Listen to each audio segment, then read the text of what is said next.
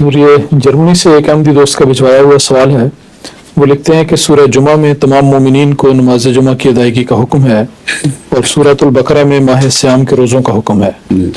ان کا سوال یہ ہے کہ جس طرح روزے ہر مسلمان پر فرض ہیں اور اس میں ہر بالغ مرد اور عورت دونوں شامل ہیں، تو پھر کیا وجہ ہے کہ نماز جمعہ ادا کرنا عورتوں کے لیے فرض نہیں سمجھا جاتا؟ وضاحت کی درخواست ہے. نماز جمعہ باجماعت مسجد میں پہنچ کر ضروری ہے، اور باجماعت نماز عورت پر فرض نہیں، صرف جمعے کی بحث ہی نہیں ہے. کوئی نماز بھی باجماعت عورت پر فرض نہیں، جمعہ اس کے ذیل میں آتا ہے.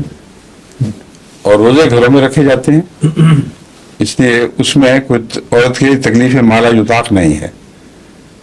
تو عورت کو جس نے گھر کی ذمہ داریاں ادا کرنی ہیں، جس نے بچوں کی نگہداشت کرنی ہے، اس کو اگر باجماعت نماز کا مکلف کر دیا جاتا تو جمعے میں بھی وہ مخاطب ہوتی، لیکن بڑی حکمت کے ساتھ اور واضح حکمت کے ساتھ، جس کو سمجھنا مشکل نہیں ہے. عورت کو غیر مکلف کر دیا ہے، عورت سے پابندی اٹھا دی ہے باجماعت مسجد میں نماز کی. تو جب وہ پابندی اٹھ گئی تو جمعہ بھی تو اسی کے ذیل میں ہے.